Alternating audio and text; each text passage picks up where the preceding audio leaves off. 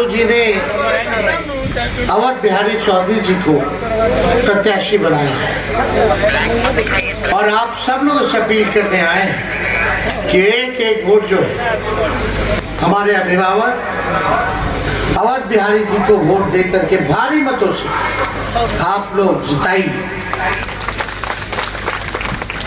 यह इनका अनुभव है, राजनीति में बहुत लंबा अनुभव है, विधायक रह चुके हैं, मंत्री रह चुके हैं, विधानसभा के अध्यक्ष रह चुके हैं, जानकार आदमी है, सबको साथ लेकर के चलने वाले व्यक्ति हैं, विचारधारा से समाजवादी हैं और सामाजिक न्याय और धर्मनिरपेक्षता में इनका विश्वास रहता है। आज चुनाव के घड़ी प्रधानमंत्री जी मोदी जी बिहार में हैं। कल रोड शो किया और लगातार आज 3 जगह उनकी रैलियां भी। हर दूसरे दिन उनको बिहार आना पड़ रहा है। कारण क्या है? इतना ताबड़तोड़ प्रचार केवल नरेंद्र मोदी जी ही नहीं कर रहे, अमित शाह, राजनाथ सिंह, जेपी नड्डा, योगी मुख्यमंत्री जी, असम के मुख्यमंत्री, सारा केंद्र मंत्री नितिन गडकरी, सब लोग आ रहे हैं और यहाँ केवल हम और मुकेश आज लगभग 150 सभा हम लोग कर लेंगे। एक हेलीकॉप्टर मेरा, 20 उनका, ट्रैक्टर बना दिए हैं हेलीकॉप्टर।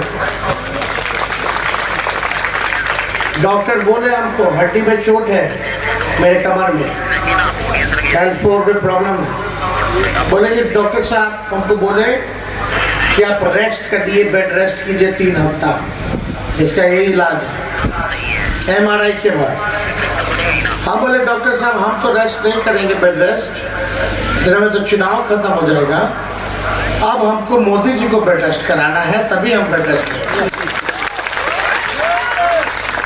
आज बड़हरिया में हम लोग आए,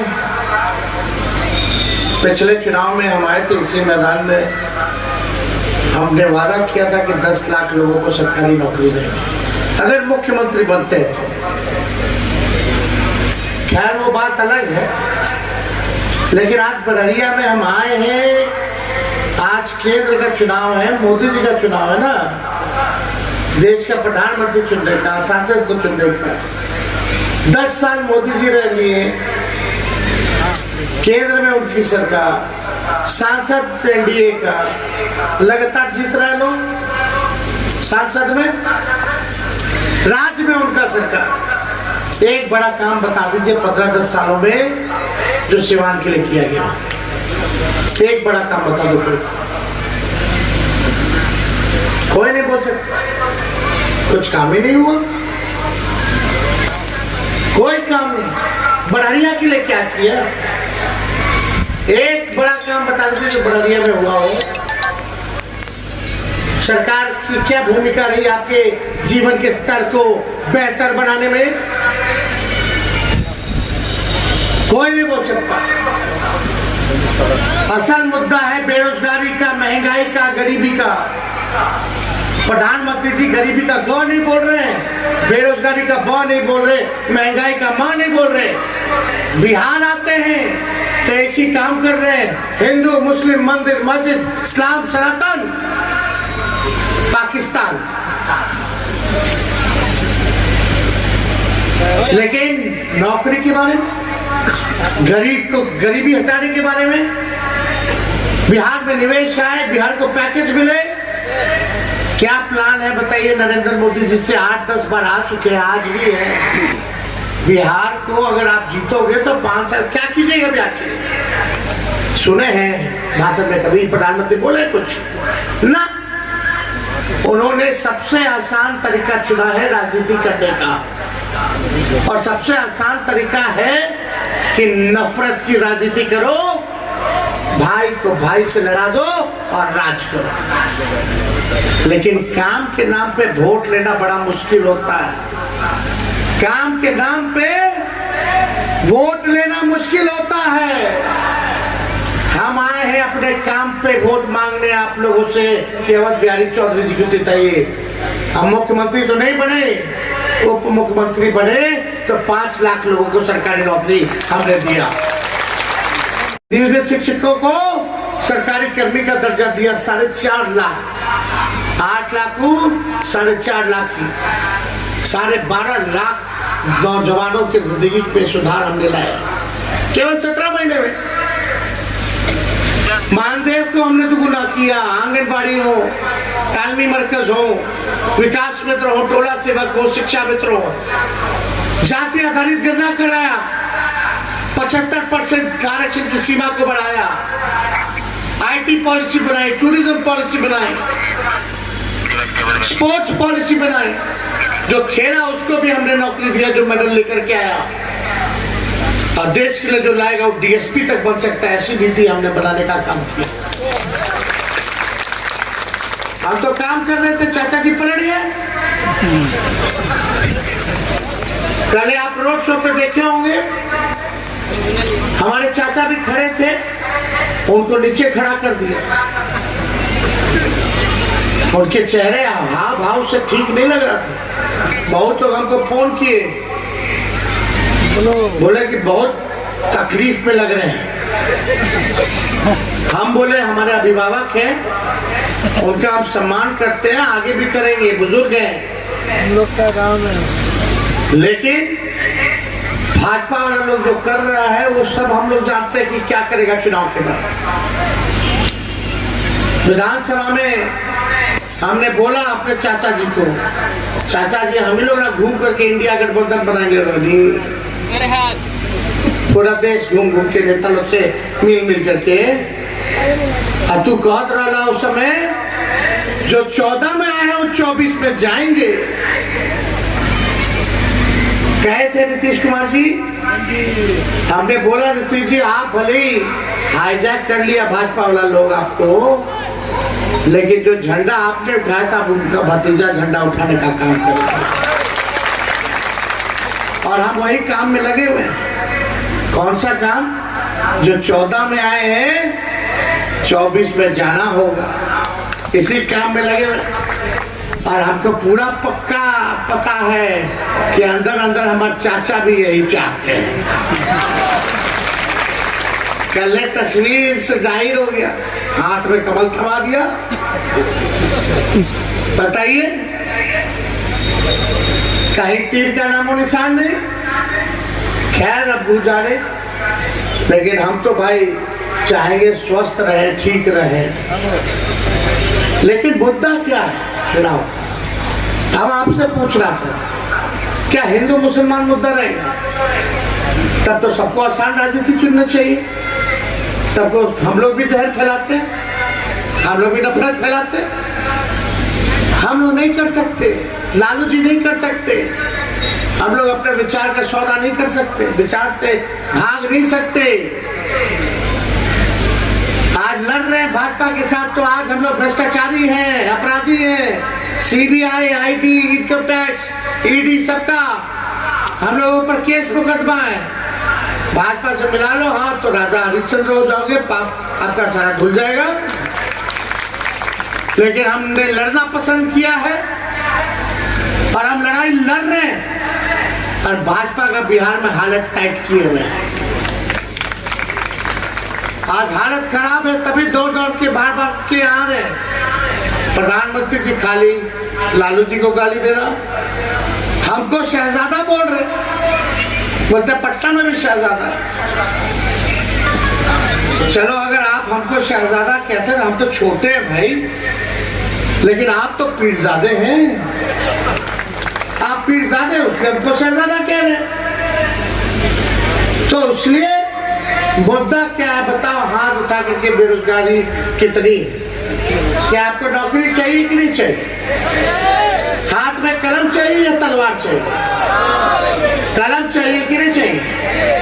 तो हम लोगों ने प्रधानमंत्री तो नहीं बता रहे कि 5 साल वो क्या करेंगे, लेकिन हम लोगों ने कांग्रेस पार्टी, हमारा इंडिया अलायंस और हम लोगों ने तय किया है कि अवध बिहारी जी अगर जीतते हैं, इंडिया की सरकार बनती है, लालू जी राहुल जी के हाथ मजबूत होगा, तो पूरे देश भर में 1 करोड़ नौजवानों को सरकारी नौकरी हम लोग।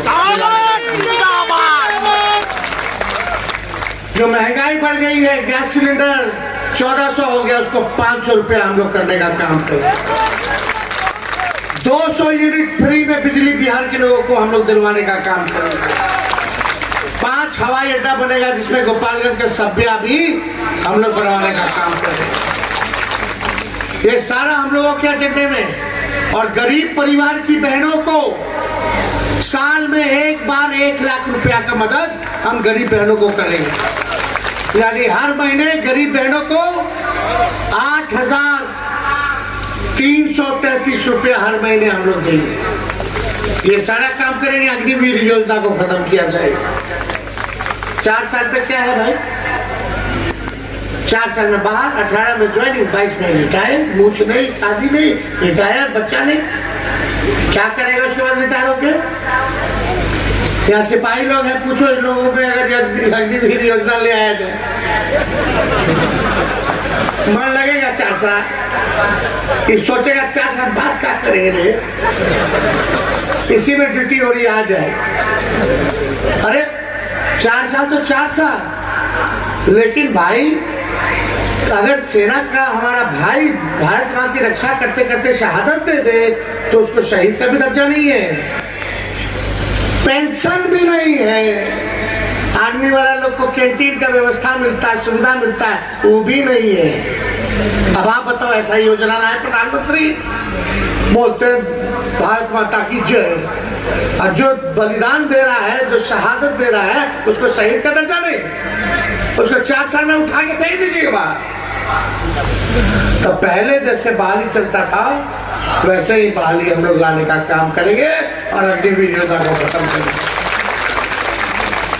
ओल्ड पेंशन हम लोग जो है लागू करेंगे ताकि लोगों को फायदा हो। तो ये सारा काम हम लोग कर रहे हैं। 10 फसल पे MSP हम लोग देंगे। एक वो बताइए, मोदी जी चीनी का मिल चालू करवा पाए? भाषण सुने ना मोदी जी का? भाइयों बहनों, मोतिहारी में ये जो चीनी मिल है भाई, रीगा में, मोतिहारी में, छपरा में, नवादा वारसिलीगंज में सब बंद है। एक चीनी मिल नहीं चालू करवा पाए और बोलते हैं विषि गुरु। किस बात का मुश्किल? जब तक मेरा बड़ारी विकास नहीं करेगा, सीमांत विकास नहीं करेगा, तब तक बिहार विकास नहीं करेगा। जब तक बिहार ही नहीं विकास करेगा तो देश कहां से बढ़ेगा?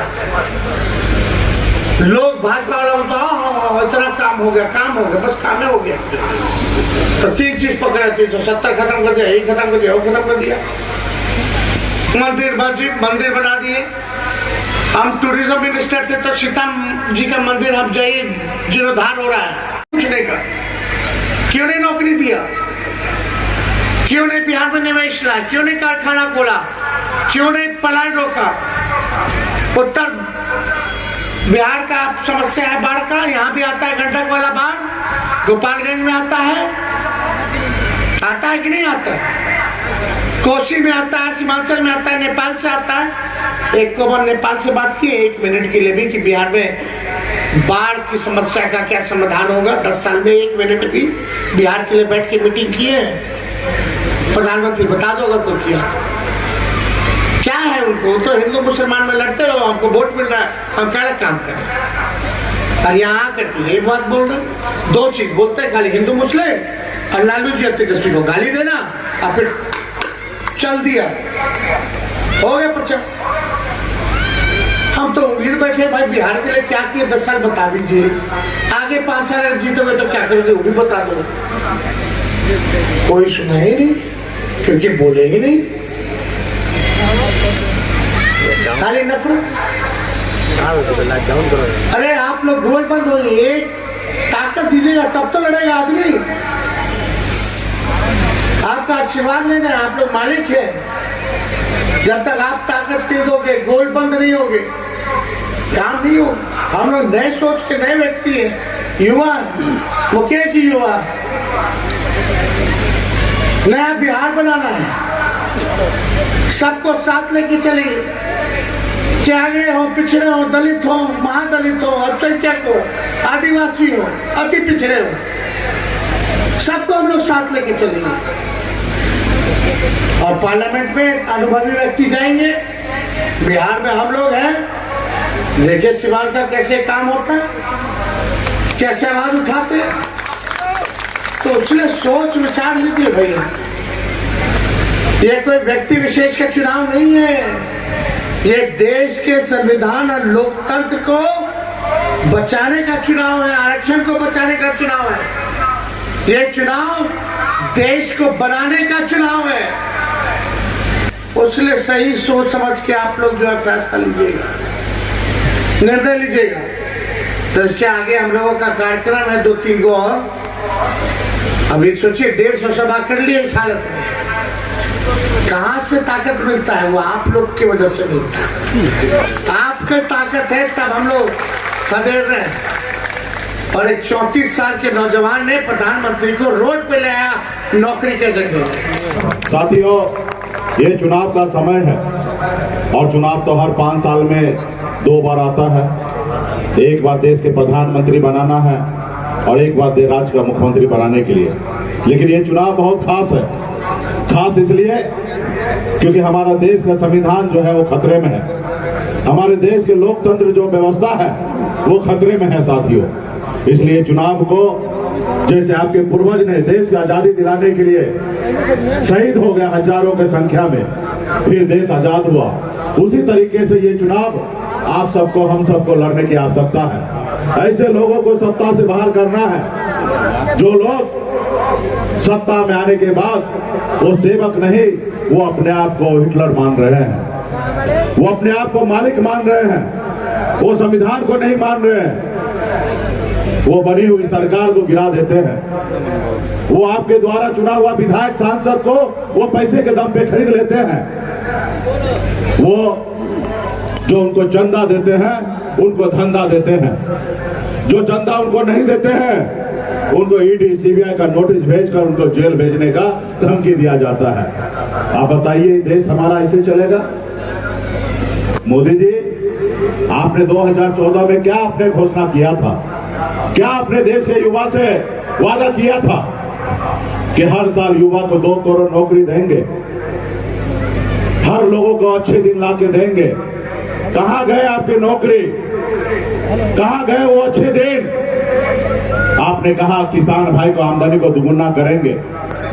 आज हमारे देश का किसान भाई परेशान है। जब अपने अधिकार के लिए जब दिल्ली कूच करते हैं तो आप रोड पे कील गाड़ देते हैं ताकि हमारा किसान भाई ना आ सके। आपने गरीब जनता से आपने वादा किया कि हर किसी को पक्का मकान बना के देंगे। आपने कहा कि विदेश में काला धन है उसको लाएंगे और सबको 15-15 लाख रुपया दे देंगे। तो मोदी जी, मैं आपसे आग्रह करता हूं, 2014 में जो आपने भाषण दिया था वही भाषण फिर से दीजिए।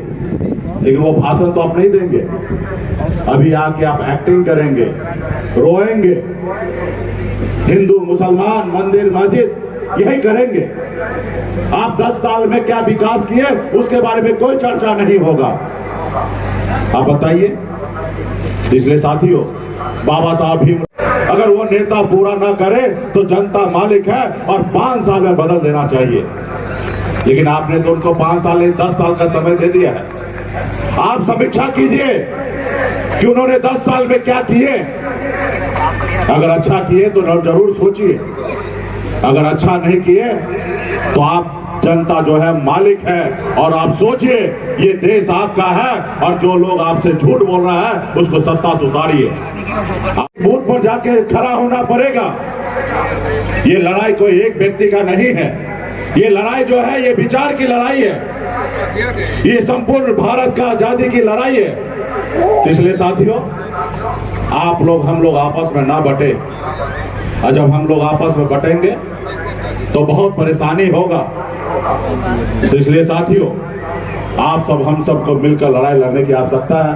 हमारे अभिभावक हैं, अनुभवी हैं अवध बिहारी चौधरी जी, इनका चुनाव चिन्ह लालटेन है। आप लोग जानते हैं, मजबूत इसको जिताइए। जब ये जीत के दिल्ली जाएंगे, आदरणीय लालू प्रसाद यादव जी का हाथ मजबूत होगा, राहुल गांधी जी का हाथ मजबूत होगा, और जब हाथ मजबूत होगा तो हमारे पसंद के सरकार दिल्ली में बनेगा। और जब दिल्ली में सरकार बनेगा तो लालू जी का विचारधारा क्या है? गरीब नौजवान को नौकरी। इसलिए साथियों, रोजगार, जमीन पे बैठने वाले को कुर्सी पे बैठाना, ये हमारी विचारधारा है। हम लोग आपस में भाईचारा बन के एक दूसरे को गले लगकर एक साथ रहने का विचारधारा है, ये मजबूत होगा। अभी देखे, मोदी जी मुजफ्फरपुर में आके एक्टिंग कर रहे थे, रो रहे थे। अभी तक तो हमारे भाई उनको रोड पे लाए, अभी वो रोने लगे हैं। और वो मगरमच्छ वाला आंसू है, सचमुच में कहा मोदी जी रोएंगे। वो शाहरुख खान, सलमान खान से भी बड़ा एक्टर बन गए हैं मोदी जी। वो एक्टिंग कर रहे थे, स्वर्गीय पासवान जी को याद कर रहे थे। आप बताइए, स्वर्गीय पासवान जी का पार्टी किसने तोड़ा? उनके मूर्ति को किसने तोड़ा? उनके घर से, बंगला से उनके परिवार को किसने बाहर किया? उनके पार्टी को किसने तोड़ा? उनके परिवार को किसने तोड़ा? मोदी जी सब आपने किया था, और आज आप आंसू बहा रहे हैं। 2020 में कहां थे जब आप हनुमान बना के उनको बर्बाद करने के लिए रोड पे उतार दिए थे? तो ये मोदी जी हैं। तो इसलिए साथियों, हम सभी को बचने की आवश्यकता है, और इसलिए आप सभी से आग्रह है कि मजबूती से हमारे इंडिया गठबंधन के साथ रहिए और मजबूती से जिताने का काम कीजिए। एक एक बूथ पर जाइए और मजबूती से अपना फर्ज निभाइए। आज हम अपने आने वाला पीढ़ी के लिए लड़ाई लड़ रहे हैं। आज हजारों समस्या को झेल रहे हैं, तकलीफ को झेल रहे हैं, लेकिन हमें खुशी है कि हम ऐसे तानाशाह से लड़ाई लड़ रहे हैं जो अपने आप को हिटलर है। वो नहीं चाहता है कि गरीब का बेटा सर उठा के जिए, वो चाहता है कि गरीब का बेटा सर ऊंचा करे, उसको कुचल दो। तो इसलिए साथियों, हम लोग डरने वाले नहीं हैं, अब मजबूती से लड़ाई लड़ेंगे और ऐसे तानाशाह के खिलाफ में जो देश को बर्बाद करने में लगा हुआ है। बहुत बहुत धन्यवाद आप सभी को। और